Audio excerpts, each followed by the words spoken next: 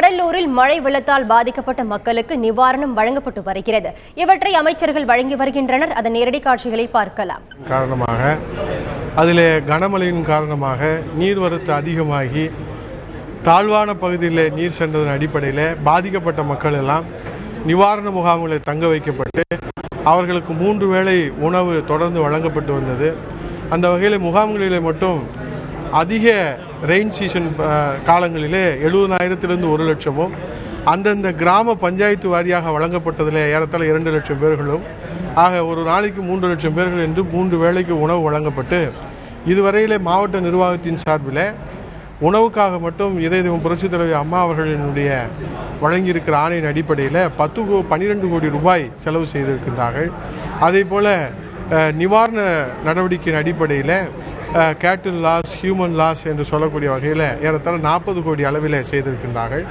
தற்காலிகமாக temporary restoration என்று சொல்லக்கூடிய தற்காலிக மறு கட்டமைப்புகளுக்காக என்று செலவு செய்த வகையில் PWD, RD, fisheries, transport, highways என்று சொல்லக்கூடிய வகையிலும் இதுவரை ஏறத்தாழ ஒட்டுமொத்தமாக 100 கோடி அளவில் இதுவரையில் மாண்புமிகு புரட்சித் தலைவி இதய தெய்வம் அம்மாவுடைய ஆணைக்கு இணங்க இங்கே வழங்கப்பட்டு செலவு செய்யப்பட்டிருக்கிறது.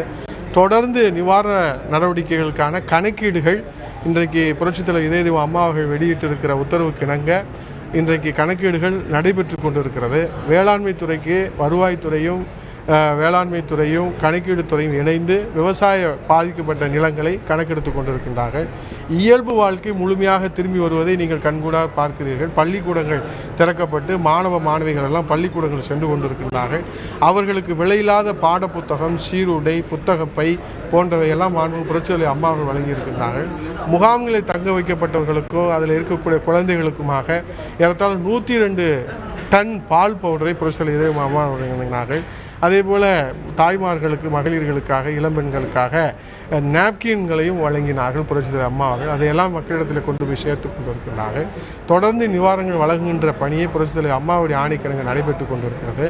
அனைத்து இந்திய அண்ணா திராவிட முன்னேற்ற கழகத்தின் சார்பாகவும் புரட்சித் தலைவி அம்மாவுடைய ஆணையை ஏற்று தொடர்ந்து வீடு வீடாக ஜமுக்காலம், அதே போல் பாய், அதே போல் நைட்டி, வேஷ்டி, சேலை, லுங்கி போன்றவை இதையும் அனைத்து இந்திய அண்ணா திராவிட முன்னேற்ற கழகத்தின் சார்பாக வீடு வீடாக தன்னார்வத்தோடு நம்முடைய அமைச்சர், வணிகவரித்துறை அமைச்சர் அவருடைய தலைமையில் அந்த பணிகளை மிக விரைவாக நடத்தி கொண்டிருக்கிறார்கள். தன் ஆர்வத்தோடு கழக தொண்டர்கள் அம்மாவுடைய ஆணையேற்று பாதிக்கப்பட்ட மக்களுக்கு வழங்க வேண்டும் என்பதற்காக பாதிக்கப்பட்ட மக்கள் அனைவருக்கும் வழங்குகிற அந்த பணியும் ஒரு புறத்தில் தொடர்ந்து நடைபெற்று கொண்டிருக்கிற காட்சிகள் நீங்கள் பார்க்கின்றீர்கள்.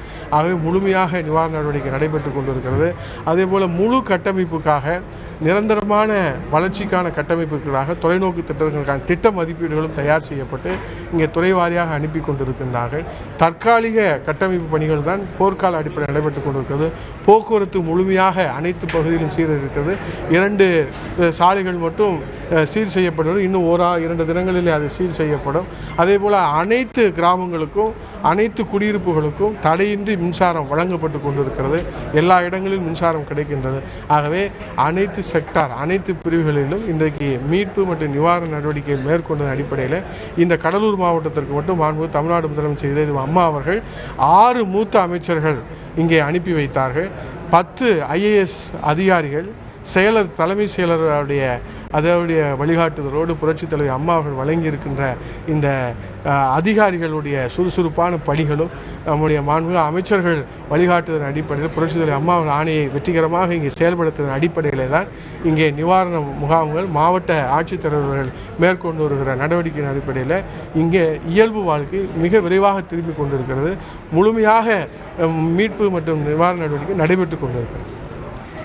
இதேபோல் கடந்த 1 மாத காலமாக இங்கே கடலூர் மாவட்டத்தில் அந்த மீட்பு பணியில் ஈடுபட்டிருக்க நம்ம அமைச்சர் திரு சம்பத் இருக்காங்க, அவங்கள்ட்ட கேட்கலாம்.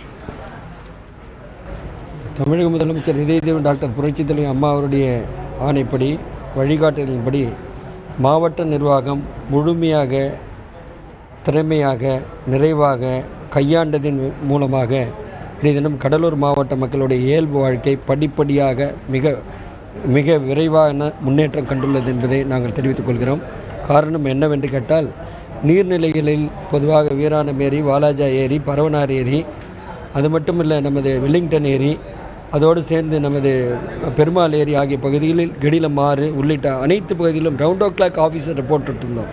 பொறியாளர் அங்கே நியமனம் செய்யப்பட்டு அந்த நீர் வரத்து நிலைகள், நீர் இருப்பு நிலைகள், நீர் போகின்ற பகுதியில் இருக்கின்ற கரை அமைப்புகளுடைய கட்டமைப்புடைய ஸ்ட்ரென்தனிங் எல்லாம் கண்காணிக்கப்பட்டதன் காரணமாக எங்கேயும் உடைப்பு ஏற்படாமல் வண்ணம் பாதுகாக்கப்பட்டு இன்றைய மாவட்ட மக்களுடைய இயல்பு வாழ்க்கை நிரந்தரமாவதற்கு ஒரு வழிவகையை மாவட்ட நிர்வாகம் முழுமையாக கையாண்டது என்பதை நாங்கள் பெருமையோடு சொல்லிக்கொள்ள கடமைப்பட்டுள்ளோம்.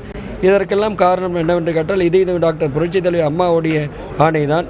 தொடர்ச்சியாக நமது வருவாய்த்துறை அமைச்சர் குறிப்பிட்டது போல முதற்கட்டமாக மழை ஆரம்பித்த காலத்தில் 9/11/2015 அன்று இங்கு 10/11/2015 6 மூத்த அமைச்சர்களை அனுப்பதின் காரணமாக இந்த மாவட்ட நிர்வாகம் முழுமையாக மேற்கொண்டதின் காரணமாக இன்று மாவட்ட மக்களுடைய இயல்பு வாழ்க்கையில் மிகப்பெரிய முன்னேற்றம் கண்டுள்ளது என்பதை நாங்கள் பெருமையோடு சொல்லிக்கொள்ள கடமைப்பட்டுள்ளோம்.